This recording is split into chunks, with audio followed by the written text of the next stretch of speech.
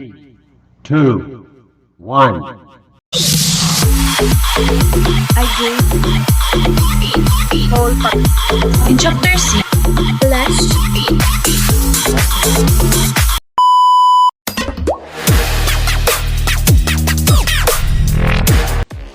I gain a new knowledge in chapter 5 which is very applicable in our future, especially gathering data and doing our research.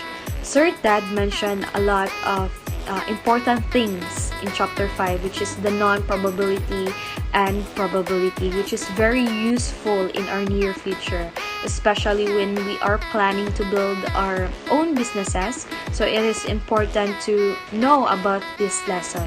So sampling distribution are important for inferential statistic because they allow you to comprehend a single sample statistic in the context of other possible values. So in addition, they allow you to determine the probabilities associated with the sample. So this chapter taught me a lot about problem-solving techniques. And also in this chapter, you must memorize the formula because dapat yun na to memorize ng formula kay kailangan yun para matama gid ang atong pag solve sa problem. Hey everyone, I learned in chapter 5 the sampling distribution is a probability distribution of a statistic that is obtained through repeated sampling of a specific population. There are two types of sampling, the non-probability samples and probability. The importance of the using sampling distribution doing so helps eliminate variability when you are doing research or gathering data. Statistical help make the data easier to manage and build a foundation for statistical inferencing which leads to make an inference for the whole population. And also, big thanks to Sir Teddy because he teach well so that all of us easy can understand the whole topic and which is very useful in our near future, which is the future businesses. And thank you. in chapter 6, we tackle about the confidence interval estimation where Sir Teddy discussed the objectives of this chapter. A confidence interval estimate is a range of numbers called an interval, constructed around a point estimate. The confidence interval is constructed such as the probability that the interval includes the population. Sir Teddy shows many examples such as how to get the interval of the confidence intervals is very important because it gives us a range of possible values and an estimate of the precision for a parameter value. Hypothesis test tells us how confident we are in drawing our conclusions about the population parameter from our samples. We can apply this lesson to our future by gathering data in doing research. Sir Teddy mentioned a lot of important things in chapter 6, which is very useful in our near future. Confidence intervals are an important reminder of the limitations of the estimates. It is also one way to represent how good an estimate is. Chapter where we tackled about the fundamentals of hypothesis testing. I learned about the importance of hypothesis testing, especially in the business world. Like in decision making, businesses often face uncertainties and need to make decisions based on available data. Hypothesis testing allows decision makers to evaluate different options and choose the one that aligns with their objectives and has the highest likelihood to success.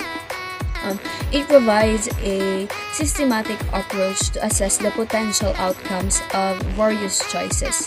Hypothesis testing plays a crucial role in the business world, as it enables organizations to make informed decisions, validate assumptions, and evaluate the effectiveness of strategies. Hypothesis testing is an educated guess where we always encounter even on our daily routines or even in our daily basis. In addition to that, I also learned about the difference of null hypothesis and alternative hypothesis, where null hypothesis is a statement of status quo, meaning there are no changes, while an alternative hypothesis is the opposite of null hypothesis. It is when we claim that something has changed or something is new. Also, the difference of type 1 error and type 2 error, where type 1 error occurs when the null hypothesis is rejected even though it is true, while type 2 error is when the null hypothesis is not rejected even though it is false.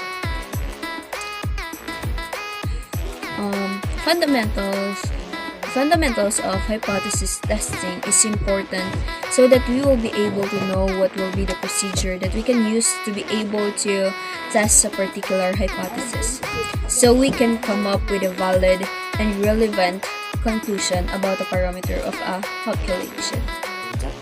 The fundamental hypothesis testing. So, I-learned hypothesis testing is a statistical method used to make inference or draw conclusion about the population based on the sample data. It involves a series of steps to access the evidence against a null hypothesis and determine whether there is enough statistical evidence to reject it in favor of alternative hypothesis. So first is define a null hypothesis and alternative hypothesis.